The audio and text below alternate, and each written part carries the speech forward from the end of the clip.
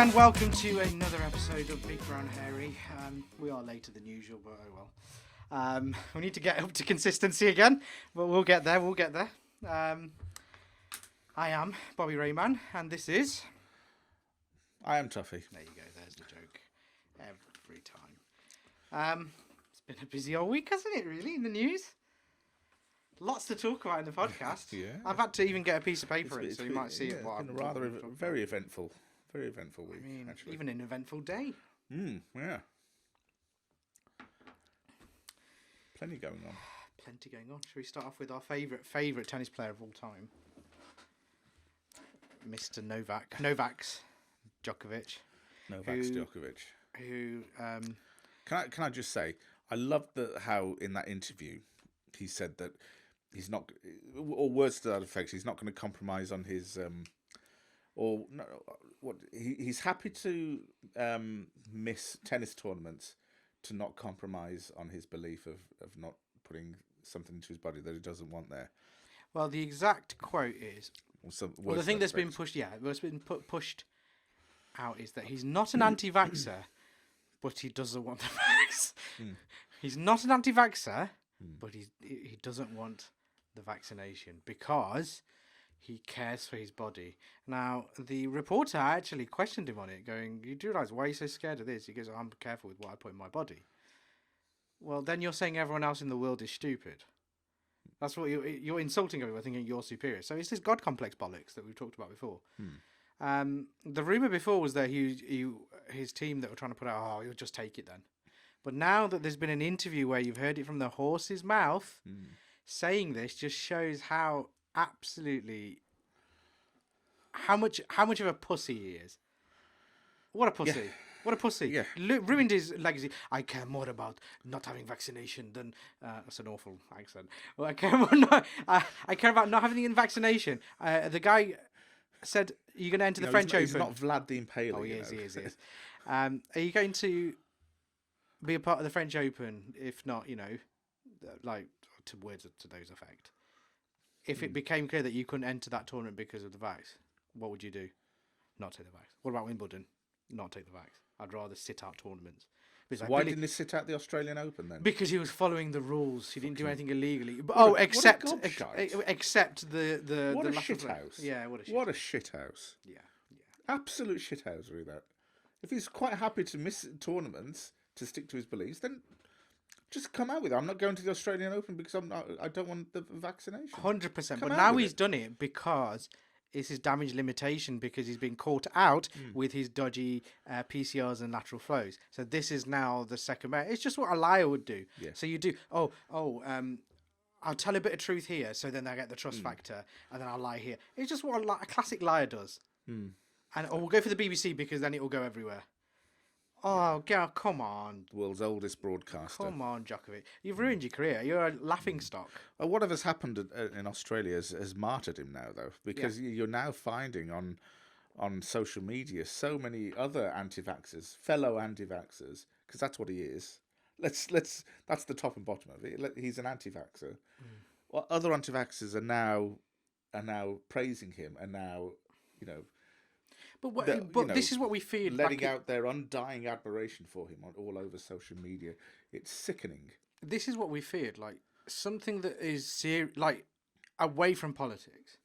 Something that is a serious matter, like the vaccine or like famine or whatever. It always gets politicised. And once it gets politicised, then it's which side are you on? How can you be on which side of living? Oh, no. Okay, so this thing here could help. It's not going to cure, could help me battle this inevitable thing that I will probably get. Or not take it and be really ill and risk dying. Oh, because I take the vaccination, I might die anyway. Well, you might die anyway, so you might as well take it. Yeah. If you put it like that. There's nothing right or left about it, is there? There's no partisan behaviour needed, no political affiliations, nothing. It's, it's making yourself better. Well, let's be honest about it. It's to do with something far more important than politics, isn't it? Life. What's more important than life? But this is where it gets misconstrued, and this is why social media has such a a powerful effect when the voiceless, I think what the voiceless irritants who usually keep quiet are allowed to voice their opinion, and now they've got somebody who is of high profile. They can follow him like a god, and he loves being the god. They can nail their colours to him, can't they? Well, he's got a god complex anyway. We know this. Yeah. Throughout his career. But I do find it interesting that now that he's saying that he's willingly going to skip tournaments and things like that. So now it's almost as though he's painting himself into a bit of a victim, isn't he? Oh, 100%. Isn't he? 100%. Isn't that, and that's classic narcissism. Classic narcissistic behaviour. Well, it's a liar, the sociopath, where the lies don't seem like, they're not that big of a deal. And manipulating and spinning things into your own agenda. And it's just embarrassing now. Like, it's obvious that he doesn't go on social media and see the absolute barrage of memes that he had to withstand. Well, he didn't see it, so it doesn't bother him. Or he even might have saw it, and it might have made him laugh, because that's the sort of thing that gives them a bit of energy. But his team have definitely seen it. Now, hence why he put the... I feel... what did he... I don't know the exact quote, but something about, I can understand why the Australian people are... No, you don't. People have died. Not to play fucking tennis. Died. And they haven't been able to see their family for years. Yet you want to waltz in and not help. Dodgy dates, dodgy batch numbers, dodgy barcode numbers. If he just came out, like you said at the start, and say, "Look, I don't believe in vaccinations, and this is something that I don't want to do," like what he did with the BBC interview. If he did this before the Australian Open, I wouldn't be so annoyed with him. He wanted to keep a lid on that, though, didn't he? Because he knew but that's what I've got a problem with. Yeah, he wanted to keep a lid on that because he knew the fallout from that would be. But why this now? Because he just wants to be wants to play the victim card and wants to manipulate what his agenda is. So he goes, "Oh, come on then, Novak, come in our tournament." Classic narcissism. He's made himself look even more. Just when I thought it's over. Oh, yeah. Let's do this interview and make myself look like more of a dick. Because every tournament is saying no, and you've got found out. Damage limitation. Yeah. Embarrassing. Prick. Yeah. Talking of other... It's one of those, you don't want to let me in. Well, I didn't want to play anyway, kind of thing. Yeah, yeah. Don't want to play that anyway. Kid at school when you're playing football. Play anyway. Oh, yeah. Well, I don't play anyway. Yeah, that thing. Yeah, he's a little shithead. Yeah. But anyway, talking of other controversial things in sport this week... We've had that ice skater from Russia, or the what's the Olympic term? The Russian Olympic Committee, the Rock. Or something like that. The Rock. Yeah. The Rock. The Rock. Oh, we can talk about the Super Bowl. Forgot about the Super Bowl. Anyway, I digress. The ice skater. I will get her name. She's so unprofessional. The 15-year-old juicer. Now, how can we be well versed in this? Because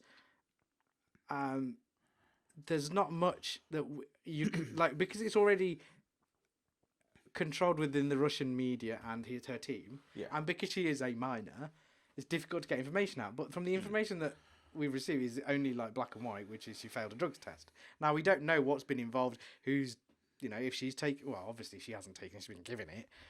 I think that can be pretty much. I mean, it's difficult for a 15-year-old. I don't think anybody actually knows for sure. Yeah, but she can't go and go. Oh, give me the gear, mate. Come on, I want to spin more on this figure skating. She's a figure skater. Why do you need to juice?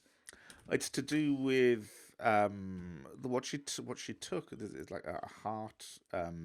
It's a similar thing to. Do you remember a few years ago, Maria Sharapova, heart medication and it's to do with. Remind me, where's Sharapova from again?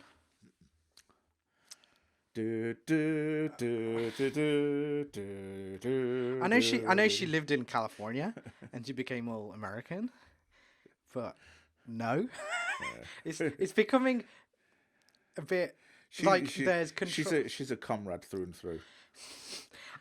I feel like she's been in there, Bolsheviks, in the gulags.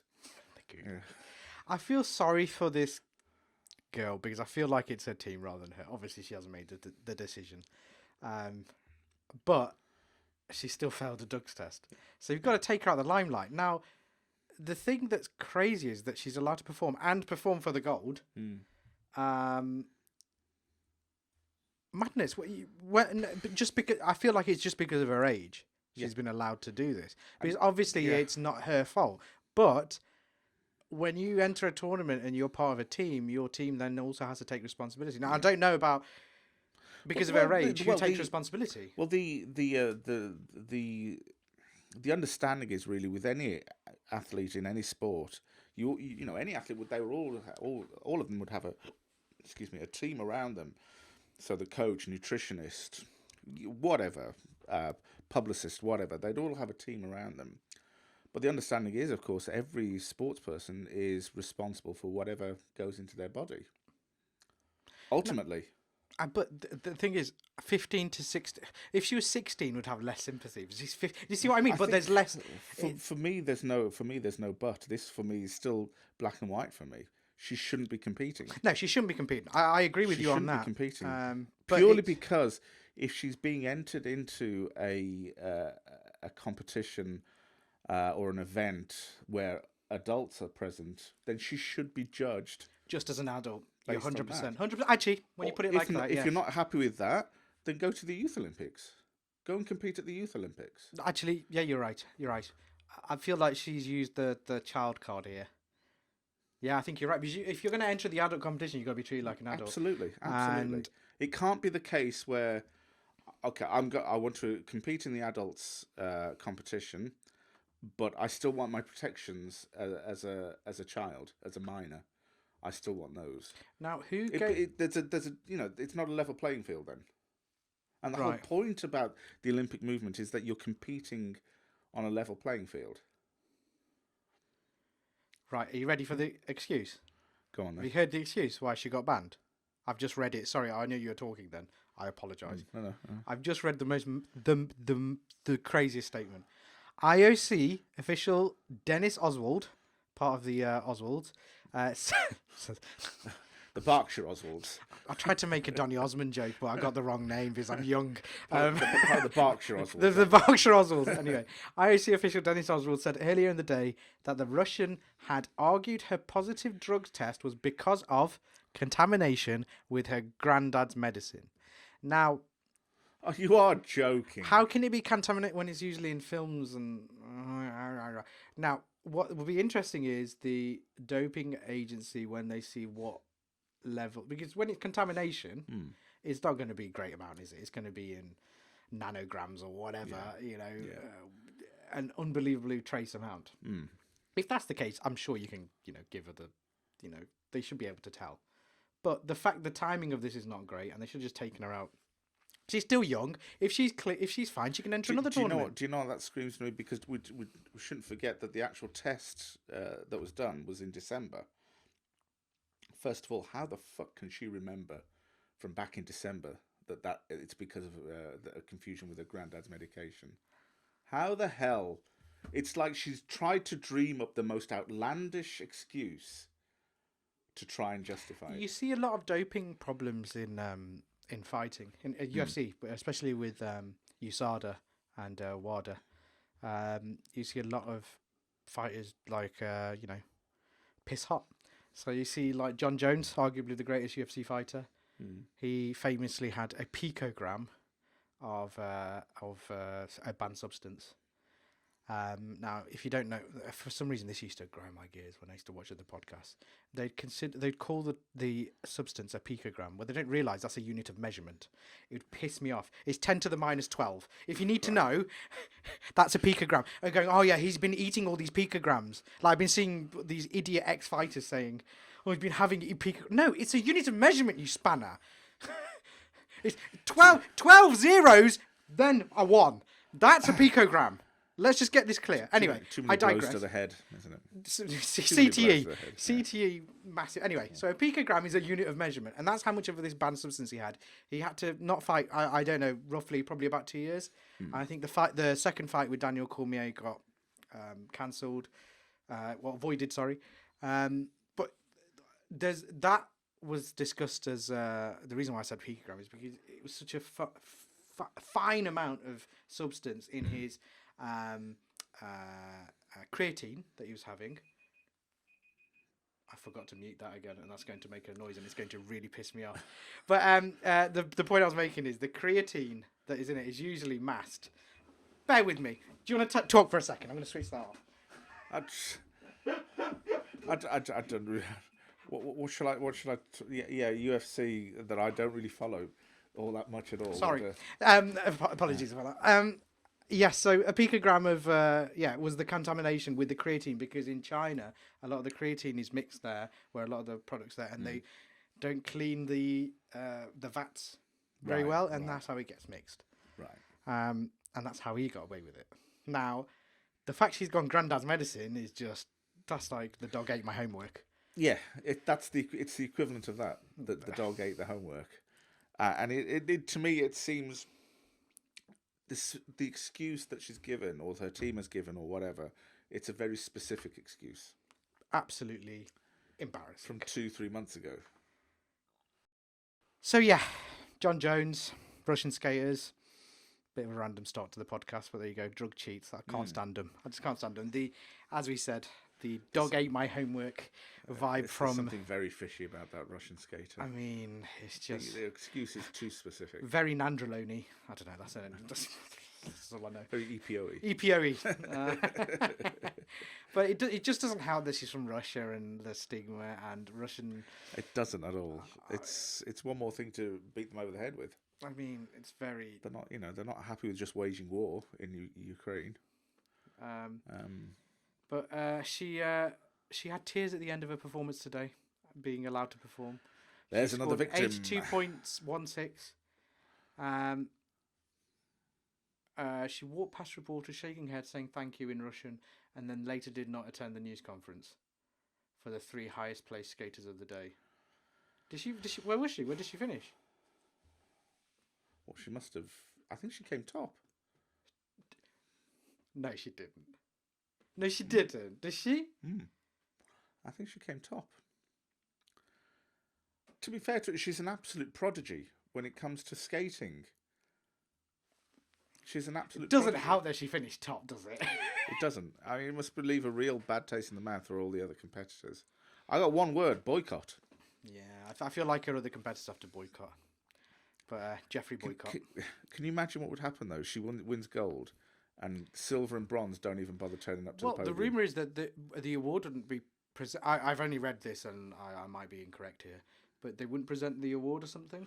Yeah, for the team event. Oh, was that the team event? They'd wait till afterwards. Oh, sorry, so this one would be presented? Yeah, so the news broke that she'd failed a drug test. Yeah. So the medal ceremony for the team event, which Russia, or the ROC, won, was postponed, pending in the outcome of this hearing. So then the Court of Arbitration for Sport ruled in her favour. Within seconds of that ruling, the Russian doping agency lifted her suspension. I mean, of course, they're not gonna. Yeah. It's just a mess, isn't it? It's a bloody disgrace, really. It's a bloody disgrace. But there we go, stigma. What can't happen is we can't go rewarding them for it, though. We can't go rewarding them by giving them major sporting events.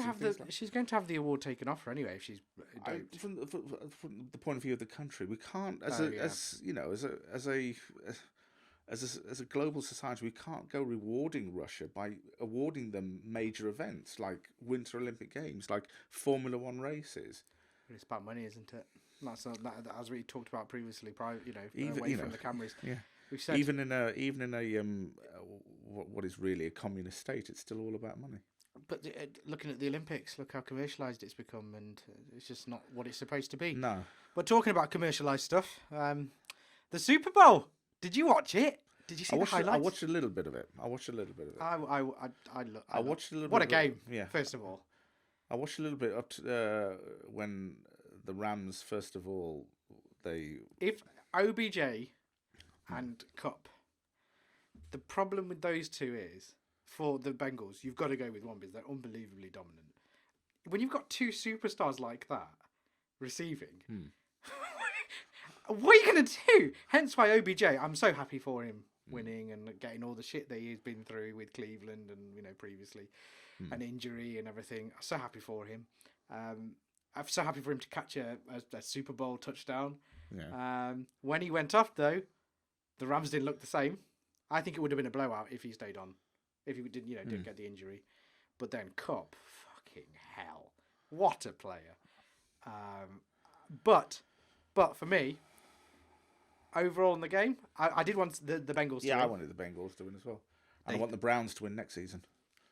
Always the underdogs, aren't we? But the interesting thing is, I think they could have won it on that last play. I think they could have snuck it. Because if you've seen afterwards, there's some stills of the wide receiver on the right. I can't remember his name. He lost his defender. Defender was on the floor, or the person marking him. And he was free, and the pass was made to the wrong person. Burrows went left when he should have gone right. Or it was it wasn't even a difficult pass. He was free. Just get it roughly in the area, and that's a touchdown. Because they shifted to the left, the defense, right, and defense, and he was free on the right. They played it perfectly, but he went the wrong way. So Burrows was slightly injured though, because he had a bit of a knock. He went off, didn't he? So he came back. I think his head wasn't in it, but that was the play. I thought the Bengals had it in their hands. Wow, I mean, I didn't see that bit. Yeah. I really wanted the Bengals to win because for years they've been, But I hate when the Super Bowl is a blowout. That was a good game. From a neutral point of view. I wanted the Bengals to win. For years they've been sort of, sailing around sailing on the good ship mediocrity for years, haven't they? So I really wanted them to win, and I think to be fair, the Rams haven't really won in modern times. No. So I wasn't bothered either way, but I wanted the Bengals. Was it 2 or 3 seasons ago? I think they got to the final, then Brady. Obviously. And Brady, of course, bastard. Yeah. But I think for the Bengals, if anything, they need to kick on next season. They really need to kick on in the season. Just looking at it from an outsider, I'm not that big into. They've had a very good season. Very good, and they always come on strong in the second half. And they didn't do that really in this game. They had a better first half. I think. I don't. Interesting touchdown that they scored when it should have been a foul. The refereeing was diabolical. That's probably that foul should have called. I always watch Super Bowl. I always watch playoffs. Grabbing his helmet and. I mean, it was one rule for one. It was very weird. Never happened on a rugby field. Oh God, rugby field. I mean, it was a very interesting. Interesting decisions. Because it is very pivotal in who wins, especially in a tight game. Refereeing decisions become heightened, and when you're not, when there's, I don't know, I don't think it was a level playing field for both teams. Decision making. Yeah. I think it could have been better, but that's just looking at it from an outside. I'm not a big football fan. I'll watch it. I have a knowledge of it. Yeah, I watched the playoffs and the thing. I can't bother in the regular season. I'll be honest. It reminds me of when you say football. It reminds me of that. Have you ever seen that film Zack and Miri make a porno? No, I purposely avoided watching that. But there's a scene in there where the guy's gone to watch a Pittsburgh Steelers game, and he's drunk. Comes into the coffee shop and he goes. Roethlisberger was all like, hug it, chuck it, football, all night. Just anyway, you can put it into the edit. I won't now, just to make it look silly. Yes, you will. Yes, you will. Yes, you will. I'm not. just to make people go, what? I will. I'll try and find it. They'll know what I'm talking about. I'll try and find it. They'll know what I'm talking about. The halftime show. Did you manage to see? I did, yeah. Now, this is, for me, it was one of the best. It's my era, my music. God bless you, Eminem. God bless you. I loved, Dre, Snoop Dogg, even Kendrick Lamar, and then bloody Mary J just said, I loved it. It was my era of music. It was like listening to my car. It was great. Eminem came in, smashed it. What car? Oh, yeah, not at the moment. Don't bring, that's a sore subject. I miss my car. I'll get it sorted soon. But yeah, just to clarify, his car has been knackered for the last few months, and he's been loaning mine whenever he needs to go somewhere. What, like 4 times? 4 times. I use trains now. I'm a train guy. I've realised I'm an environmentalist. I don't pump unnecessary fossil fuels into the air. Unlike some people, diesel cars. No, he's not got. He's got an eco car. I have a diesel car. I know. Damn it! I've got a bloody hybrid. I know. Damn it. But yes, the halftime show was great. I loved it. It was fantastic. I got some hate from the young. I saw memes of 50 Cent. Yeah. Upside down and people even renowned companies posting about Zupa, obviously because of a hot button subject. Yeah. And they're going, oh lol, 50 Cent singing upside down. I'm like, have you seen the video to this? That's the whole point, you dumbass. It got absolutely slated online going, well, we know which millennial saw that, born after 2000. I also saw other sort of tweets from people who didn't quite like the fact that Eminem kneeled, took a knee. Well, there's a whole thing about that, wasn't there? Yeah, but I also saw another tweet where the same people were basically complaining about the lack of diversity in the dancers, in 50 Cent's dancers.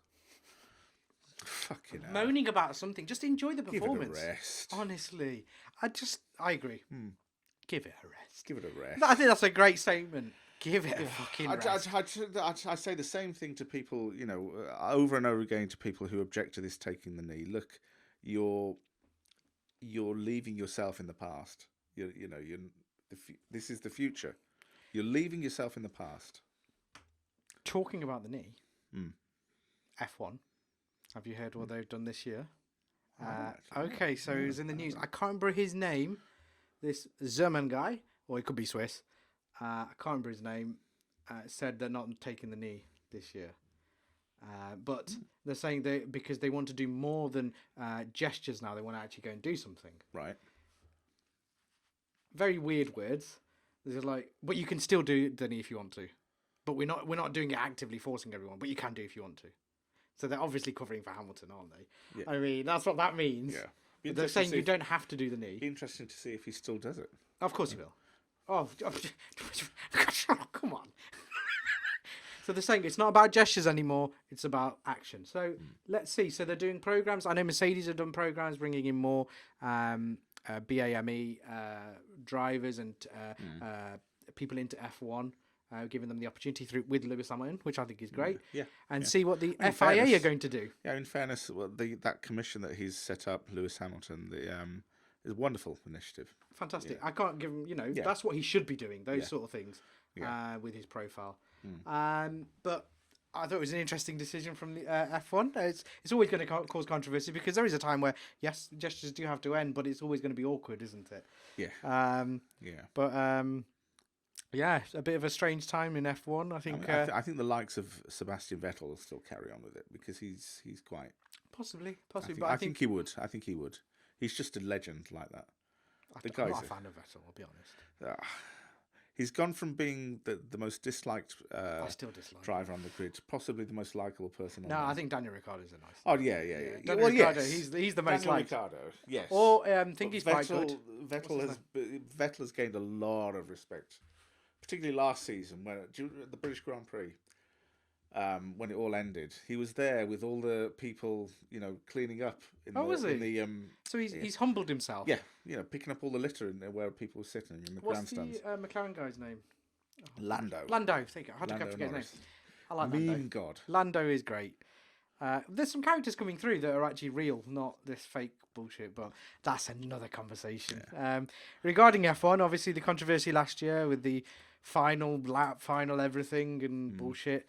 I think Toto Wolff from Mercedes and Christian Horner from Red Bull and probably the other team principals met up regarding the incident whenever it was, a couple of months ago. December. Bloody hell, that's gone quick, hasn't it? Early December, where they've met. Nothing's been discussed, really. They just said everything's been cordial, I think. That was the reports. Interesting to see what happens because, this could go on.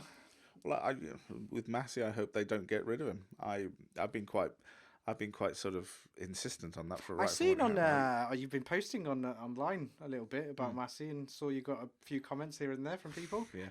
You got not battered, but people were trying to batter you, and then you got some support though, which is cool. Yeah, they were trying to, but then when they couldn't get anywhere, they blocked me. And I don't really give a shit about that.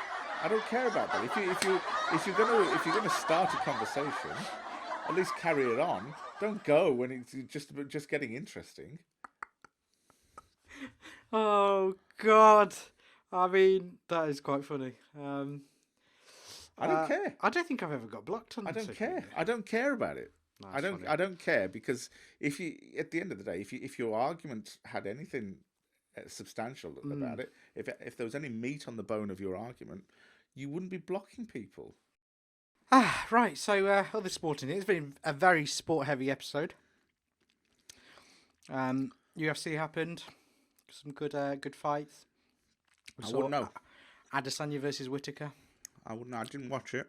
This is just. You may as well make this a monologue. Adesanya Whittaker, very tactical fight. A lot of people were moaning about Whittaker, thinking that he won, but no, I think Adesanya won 4 rounds out of 5. Last time it happened. Does he have a belt at all, Adesanya? Yeah. So this is his 10th defense. Really? Wow. Mad. Oh, since he beat Whittaker for the title. Okay. It's mad. So this is the second time he's beaten Whittaker. First time he knocked him out. This time, Whittaker is a better performer, but I don't know. It's just difficult to understand Adesanya's striking. It's next level. It's like, unless you watch him, he's setting up traps. So he knows what it's mental. A lot of people do that on the ground for submissions or setting people up for, do one move and then go to the other move. But he's doing that with strike. His striking is unbelievable from his kickboxing days, but now in the UFC is even better. I mean, he's like a sniper. But great fight. My boy, Derek Lewis, got knocked out. Gutted. But he fought another crowd favourite, Tai Tuivasa, the Shui guy. I've shown you the Shui guy. Yeah. It's not. I'm happy for I'm happy for Tai because I think he was like ranked 13th or 14th, or might be even less. But now he beat the 3rd ranked fighter, so now he's in the top 5 at least. Should shoot right up then. But I feel sorry for Derek Lewis. He was fighting in his hometown of Houston. Was it? But it's the second time he's fought there, and it's the second time he's lost there in Houston. I think he's just got a mental block with fighting. He puts too much pressure on himself. But I really like Derek Lewis. Hopefully he comes back. Hopefully this isn't the end. But he got knocked out cold. It's hard to watch. I don't even know who you're talking about. Really. Derek Lewis, the Black Beast. Just that. Okay. He's like the... You talk about the meme god. Yeah, I don't really follow UFC all that much. I know a few of the fights, but not... But he's the guy that is just hilarious online. Just does not give a shit. Right. If you go on his Instagram, Black Beast UFC, I think, or Derek Lewis, mental. I don't know. Half of it gets taken off by Instagram. No, it's like people getting ran over by, or people doing stupid stunts and getting hit and crazy. And then his thing is underneath. He just puts he's okay. But no, he's hilarious. Talk about meme gods. He is the legend. His Instagram is wild. But I love Joe Lewis. I just love his vibe. He just says mad stuff. He's the guy that Joe Rogan interviewed in the Octagon, and he took his shorts off and he goes, "My balls are hot." That guy, that meme. And then Joe Rogan goes, "I understand." Fantastic. He's just hilarious. Just one of a kind. But it was not nice as a fan. It was not nice seeing him knocked out cold, because that's what he does to people. Right. He does it to idiots usually. But there you go. Fair play to Tai. I like Tai Tuivasa, but he's gonna go places. But I feel like when it becomes the upper echelon of the division, of the heavyweight division, he's got no chance. Although I would like to see Tai Tuivasa versus Francis Ngannou. Fucking hell, that'd just be clanging and banging. That would be, woo. I mean, fucking hell. But we'll see. I think the match to make now is with Cyril Gane with the Tai Tuivasa. If John Jones is going up to heavyweight, and the rumor is that he's fighting Stipe Miocic, who was the dominant heavyweight champion for years. John Jones going up, that's an interesting fight. So the heavyweight division is getting a bit more tasty. Okay. Rather than being stale, because the problem with the heavyweight division is sometimes like the fighters would get injured or take the belt away for like a year, and there'll be one fight a year with the heavyweight division, which isn't good really. I mean, it becomes boxing like. Well, I mean, what's happened? I mean, I don't really, like I said, I don't really follow UFC all that much. Yeah. But some of the names that I've sort of heard, There's one. What's his name? Alexander Overeem. Does he still? Oh, Overeem's retired now because Oh, he got absolutely obliterated by Ngannou to the point his lip split. Like it was an awful knockout. I think it was Ngannou with the uppercut. Yeah, I think it was the uppercut. Yeah, it's like his head got sent to a different dimension. It was mad. But yeah, Overeem was a fantastic kickboxer, and then he became a wrestler, and then. He talks like this. No, I'm not going to do the impression. Ladies and gentlemen, it's Alexander Overeem. I mean, that was unbelievably good. That was an unbelievably good impression. You can do that voice now. Honestly, my Overeem impression is amazing. No. Crossing over to my other favourite sport, wrestling. I know this is a segment with just me talking here. My God, it's all kicked off. This is. Well, we can talk about people you know, at least. Stone Cold is rumoured. Stone Cold Steve Austin, probably the largest wrestler within the 90s. Even like being a casual fan. Yeah, like I know the Texas. I know the Stone Cold Stunner. Everyone knows Stone Cold. Stunner, the Texas Rattlesnake. He is on most people's Mount Rushmore of favourite wrestlers. After 17 years, the rumour is he's coming back to WrestleMania for a one-off with Kevin Owens, which excites me because Kevin Owens has been using the Stunner move for the last year or so, or more than that. Sorry. So it might be battle of the Texas, and he hates Texas. That was the promo on Raw. The brief moment of Raw that I actually did bother watching, which is usually diabolical. But yeah, very interesting. So Stone Cold coming back. Shane McMahon getting fired by his own dad. Did you hear about this? What was that? Sorry. Oh, Shane after the Royal Rumble, because the Royal Rumble is my favourite pay-per-view, and the match is my favourite, the female and the male. This year, I think the female Royal Rumble was better. Is a better story with it. The men's one was a mess. It was awful. I mean, people that paid for that pay per view and didn't have paid for it outright, paying 70 odd quid or whatever, or dollars, madness. Because why would you pay for that awful booking? Just awful. I knew Brock was going to win anyway, but the way it was booked was just embarrassing. It was so obvious. Like the great thing about wrestling is you don't know. Well, the thing is you're not meant to know, but everyone's like, "Oh, Brock's coming out." Then he lost the title early, got screwed over. Oh, he's obviously going to come in. Brock Lesnar. Talking about Brock Lesnar, he has become a lot more vocal than he was before. It's almost like his new character is he's just playing himself. He's goofy. He's funny. Yes. He was on Pat McAfee's podcast yesterday. Okay. And he was just hilarious. I found him really funny and engaged. Like, he's obviously got this aura around him. People are scared of him. But when you get to know him by the looks of it, he's just hilarious. Just almost like a teddy bear. Honestly, I think it was funny. And he goes, right, so the hair was a bet with his kids going, I bet you wouldn't wear a ponytail on TV. He goes, bet. So he did. He goes, now I look even more like a Viking. But yeah. His character now is it's just him. Yeah. Because he admits, like, I don't like hanging around with people. I like being on my farm. It's where I grew up. Being a bit of a loner. Yeah. But I'm being more comfortable. He's a bit anxious, socially anxious. Yeah. A bit He's more quite comfortable. a shy person in reality, isn't he? Yeah. But it was nice seeing him in a different light. Like, him just being himself, not being bitter towards anyone. And he says he's enjoying his latest run in wrestling. But he's being himself. He's not being... Oh, he is being the beast, but there's this comic relief side to him, which is like, he's just, wow, a guy like that shouldn't be acting like that. But no, he's great, but he's got that scary... His character's great. I love it. I love this new Cowboy Brock. Cowboy Brock. It's great. But on the other side, the biggest news of the day, holy shit, which has blown my mind, and I don't know if we're all just being puppets here. But Cody Rhodes, who basically started this massive movement for AEW to start, was part of the revolution, obviously with Tony Khan teaming up with him, has announced with AEW joint statements that he's leaving AEW. Now, he was the EVP and Brandy was the chief brand officer. With Cody being such a pro AEW guy, putting all the time sort of digs at WWE in his promos, in interviews, in all these different things, the rumour is he's going back to WWE. What kind of message does that send to the rest of to his fans? I mean, you want to get from a place that treated you like shit. You weren't happy. You went to a place that you were creatively free. You're allowed to do everything. Yet you want to go back to that place that treated you like a piece of shit. It tells me that he must have been offered a massive contract. Money-wise. And that's what the shame is, because the whole thing was about the revolution. He talked about, I can better myself, do this. But he was getting booed in AEW because he was just booking himself to win matches where he shouldn't have won. And the crowd did turn against him. But they still appreciated he started all this.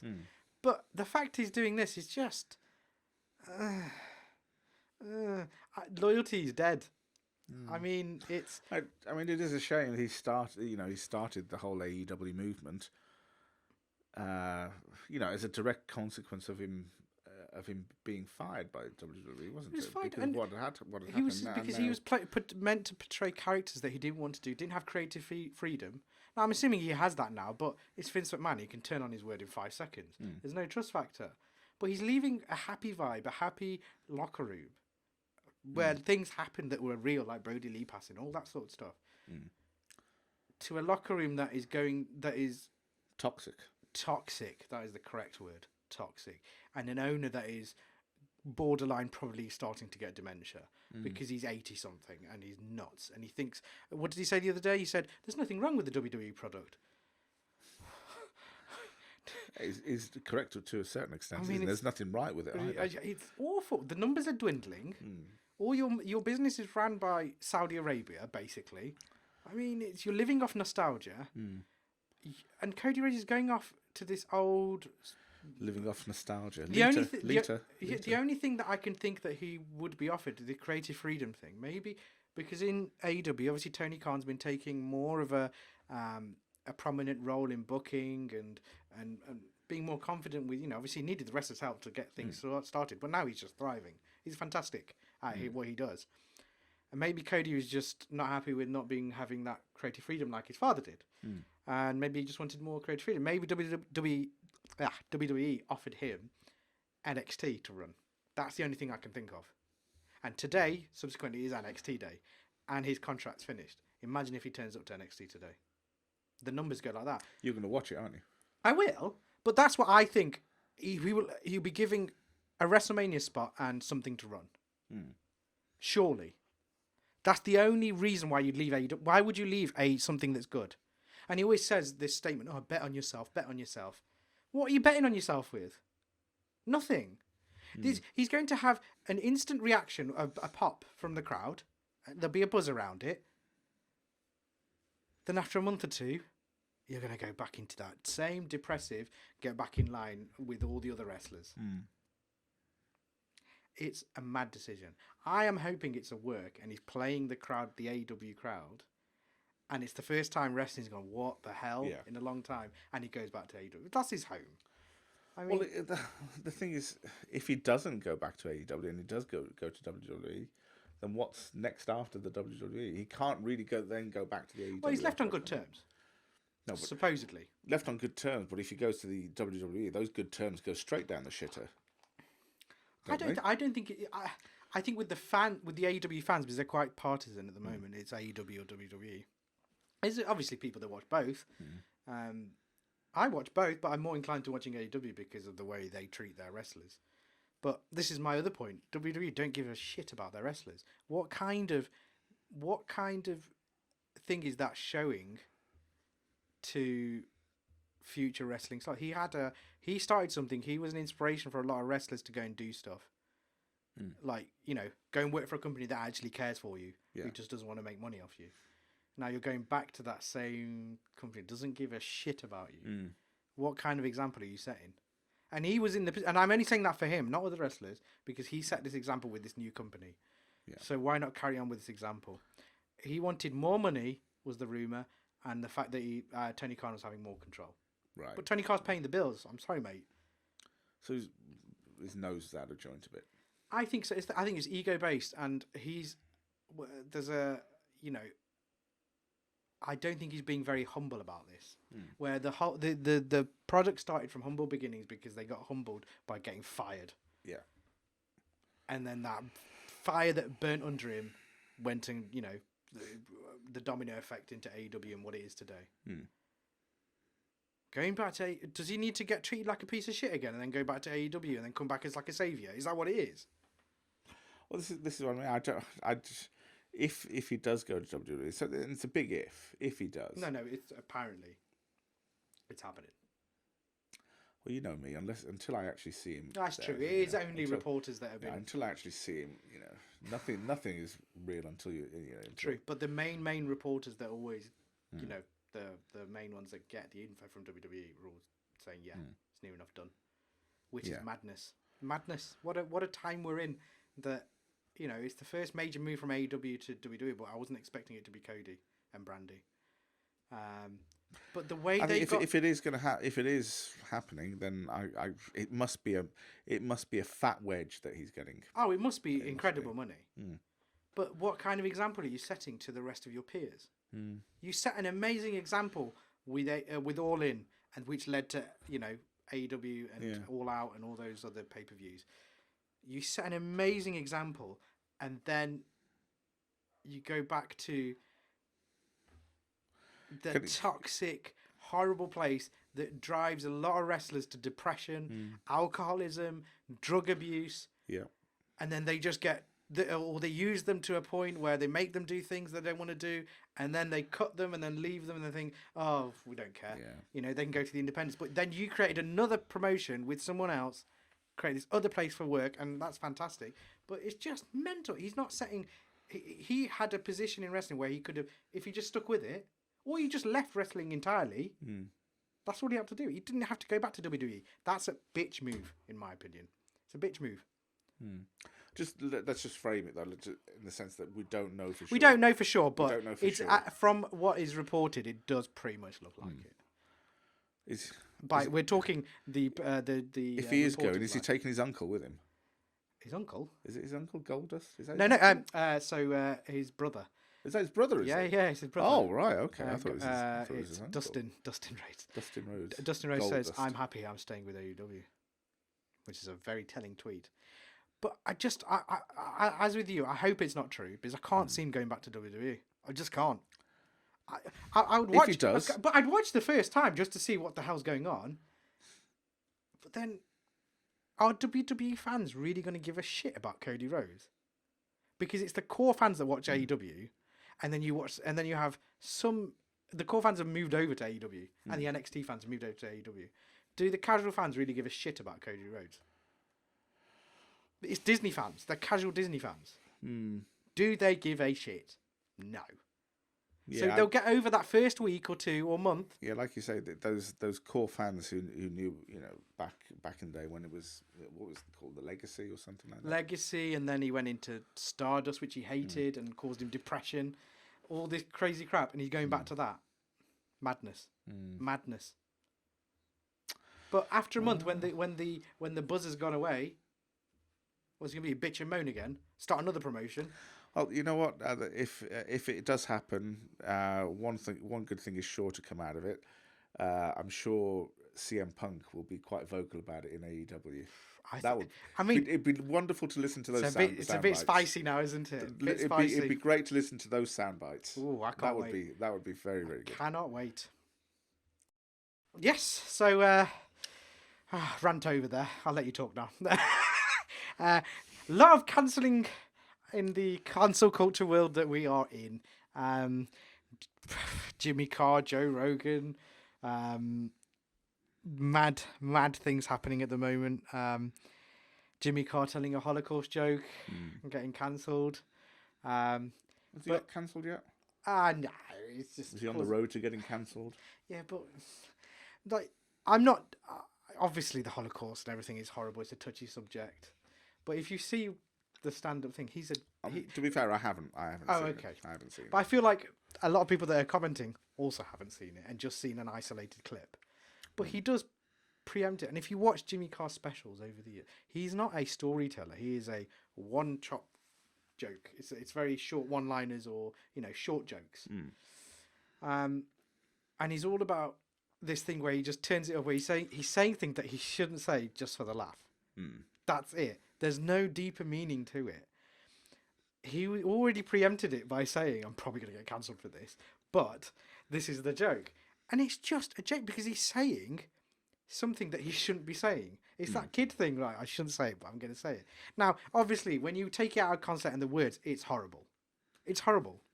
But I think what a lot of people have a problem with is, should it be something that should be joked about? But then I argue everything should be joked about. Why are we being subjective about joking? How many 9/11 jokes have you heard in your lifetime? Shitloads online. Come on. All the time. How many cancer jokes do you hear? All the time. Or maybe it's just my fucked up friends. But no, if you don't laugh about these things that have happened, what you're supposed to do, cancelling previous statements, previous jokes you've said, it's just a joke. It's just words. It's just sound. It's not something physical harm. There's bigger things in the world. I mean, I know what you're saying. I'm just sort of playing devil's advocate. So yeah, no worries. Because it's a valid question. Is the Holocaust something that should be joked that is fair game to joke about? Well, then what is that? I think everything can be joked about. It's just the way you get there and the way you set it up. I've always been like that. But it's your preference to go, I don't like it, I'll switch it off. But you don't need to cancel somebody. He's just being a little shit. It's just, this is where if you give them an inch and cancel Jimmy Carr, then everything's going to get cancelled. Because then what's too far? Because everyone finds something offensive. It doesn't matter. There's no grade on offensiveness, is there? It's either you find it offensive or not. Now, if you cancel Jimmy Carr, then you've got to cancel everybody else who's made jokes about every other subject that is controversial. But the whole point is, because he's saying it because it's controversial, that's the funny thing, because he's not meant to say it. He's not meant to say it, but he did. He's not actively going, oh, you're a, I don't know, what's his name? What's that stupid 70s British racist comedian? What's he called? Bernard Manning. Oh, Bernard Manning, yeah. But his jokes weren't funny. No. But he was using racial terms. Did Jimmy Carr use a racial term that is, but that joke's fine, isn't it? But it doesn't matter. It's the way the joke is got. A bad taste joke is when it's not got there in the right, it's not funny, or it's just going, ha ha ha, packy. Ha ha ha ha ha ha. It's not funny. But if they used that word and used it in a funny way to get to the point, then you can sort of go, but I still won't be comfortable with it. I get it. But the Holocaust thing, I just think, if he was a storyteller and it had more of if he was actively went after the Jews and said multiple Jewish things, I'd get it. But it's an isolated joke that he's just trying to cause more offence. He's got worse jokes than that. About the Ethiopian, about the mosquitoes dying. That's a worse joke. I mean, about mosquitoes dying needlessly of AIDS. I mean, I know the joke you're talking about. I think I'd argue, and a lot of people I think would argue, that the Holocaust is a. No, it's horrible. Because I think people find it offensive because it's such a massive stain on human history. True, and I don't deny that. But is his words going to? No, I don't. I mean, do his words cause more abuse towards Jews? That's what it would be. If that joke is then causing a social impact into people going into work, going, oh, see that Jimmy Carr joke, like making people feel uncomfortable. Is it really going to do that? No. Well, to be fair, we don't know yet because people aren't really.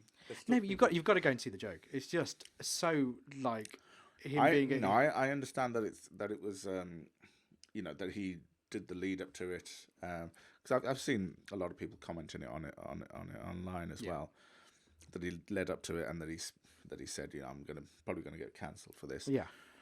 So I understand all that. I'm playing devil's advocate, and because there is a wider discussion behind this, isn't there?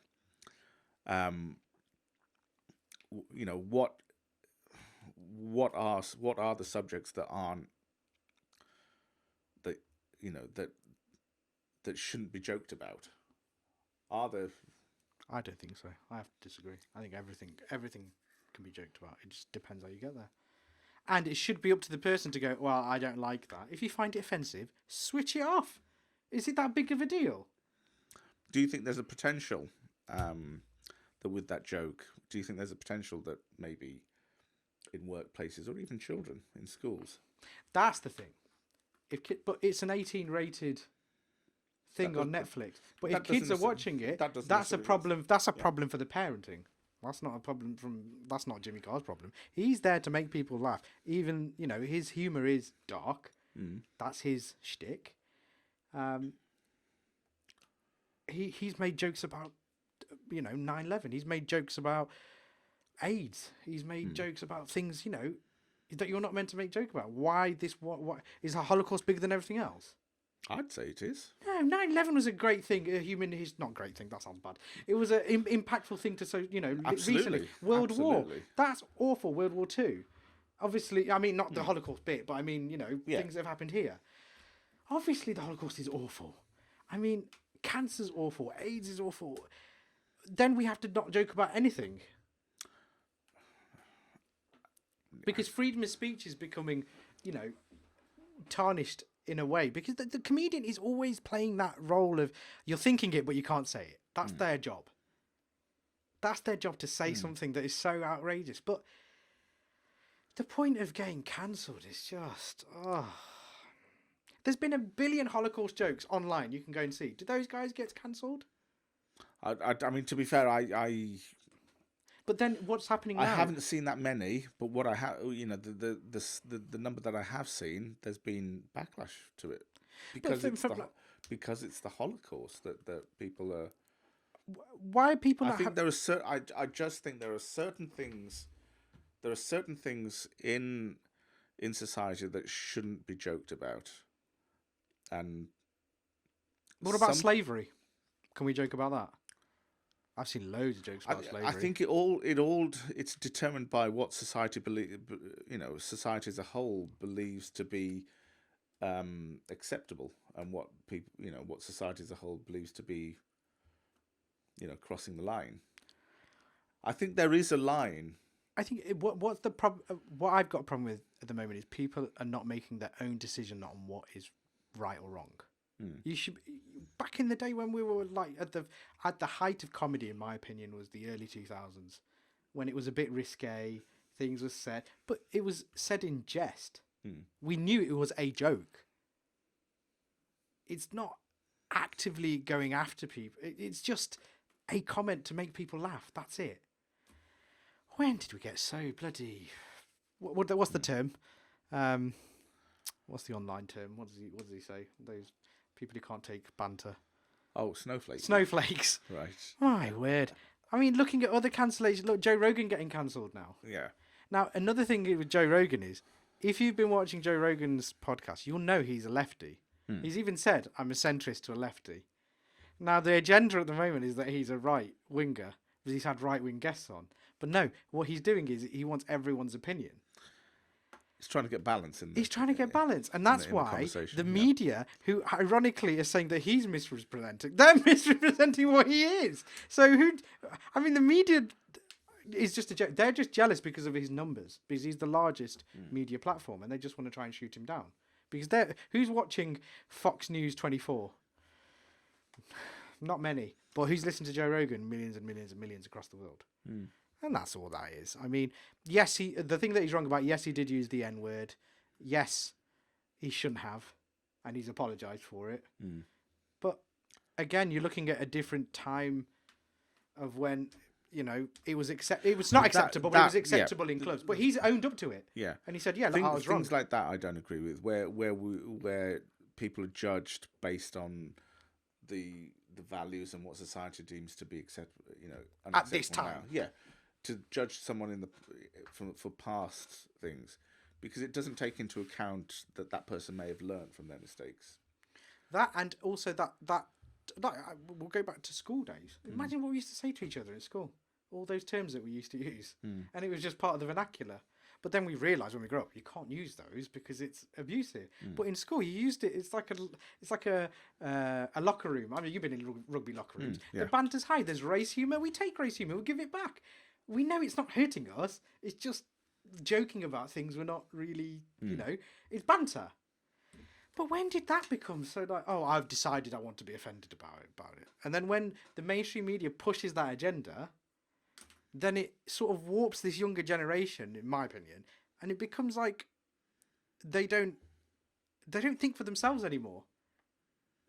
I feel like this agenda, oh, you should be offended by that. Are you not offended? You should be.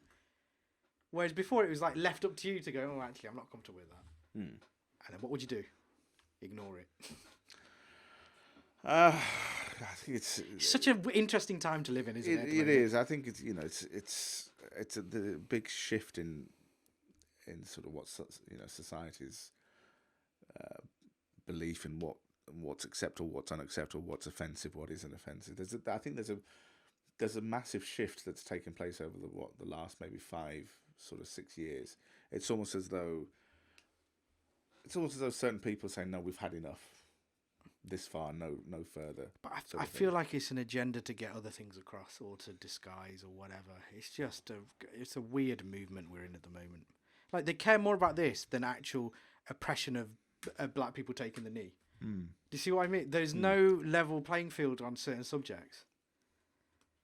So when you were allowed free speech before, we knew where we stood because you're not meant to say that. But but we're not going to take offense. There's a line. Now it's like we don't know where the line is. You don't know what to say to people. You don't know whether our vocabulary is changing to how to approach certain people now.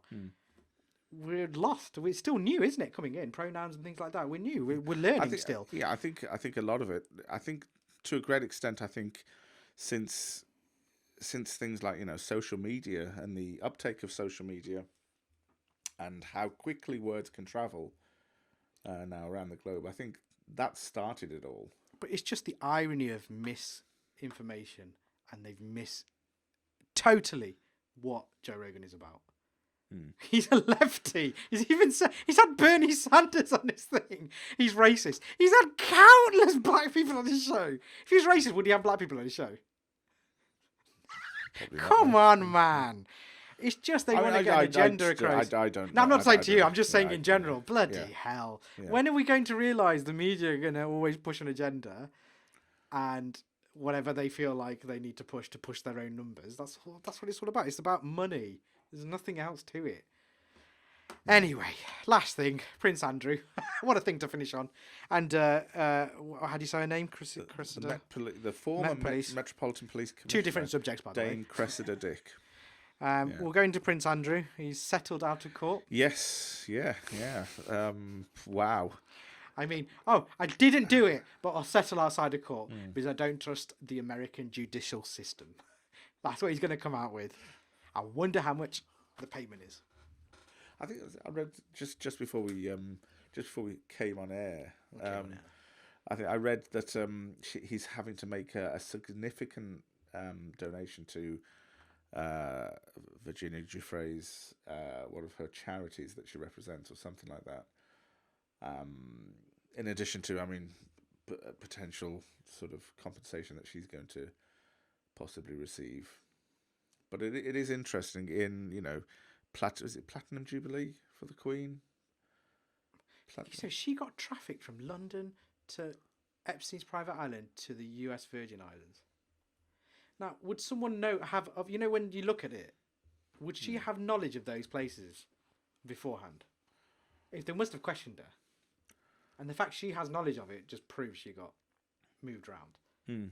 So, Mr. Andrew... There's too much mud, isn't there? There's too much mud. That's too much mud is sticking. I hope not. Don't tell Andrew that. But the fact he settled it just shows, that's always going to be a stain on his... Absolutely, yeah. An Epstein. An Epstein! An Epstein! I want to do a Ghislaine Maxwell joke. I can't. Damn it. You just weren't quick enough. I wasn't quick enough. You just weren't quick enough. Which has never really been your problem. No. But Prince Andrew, what a joker. I mean, it's. I mean, he's lost his royal titles. I think he's just, if he's going to try and stay out the limelight now, isn't he? Yeah, that's it. Well, he's certainly not going to any Pizza Express anytime soon. That's for sure. And he might get an advertisement deal with Right God or someone like that, or Links Africa. Links Africa. It's got to be Links. Links Africa. Virgin Islands. Yeah. But it's an interesting conclusion to that little story. Very interesting conclusion.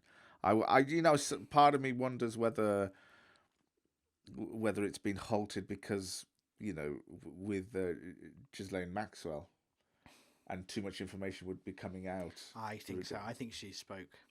She must have done. Part of me wonders about that. To get less. Yeah. Is she even in jail at the moment? She's been convicted, but her lawyers are appealing. So she's out still. No. Oh, she's locked up. Yeah, she's locked up. Yeah, she's been held in custody. As they say in the United States, she's in custody. Without bail. So no, there's not going to be any sort of Dog the Bounty Hunter chasing after anything like that. Well, but it is interesting. Well, our camera's just finished. Has it? Yes. So you can probably just hear me. You're going to have to sign off. I think my camera's switched off. Has it switched off? Right. Okay. I'll just do our socials. Big Brown Hairy. Yeah. So I'm not signing off. Oh, do you? You can do it if you remember it. If you remember it, I was going to let you sign off. I was going to say all the social media if you remember it. It's a big. Yeah, see what I mean? I was just going to do the audio. Big Brown Hairy everywhere. Well, to be fair, I because I very rarely do it. I don't. No, it's okay. Don't really know. I don't. At Cheese Addict 77 for you. At Bobby_Rayman for me. At Big Brown Hairy. At Big Brown Hairy on everything else. Give us a follow on all your podcast platforms. You're probably listening to one of them, or on YouTube. Hopefully you are. Yeah, no, we have got all right numbers on audio. It's just on video we need a bit of a push. So watch us on YouTube if you can, and you can see our wonderful mugs. And I'll let Mr. Tuffy sign off. I have been Bobby Rayman. And I have been Tuffy. I am Tuffy, and whatever that joke is, I can't remember. I'm too tired. I'm too knackered. I want slumber. What a way to sign off. What a shit ending. Bye.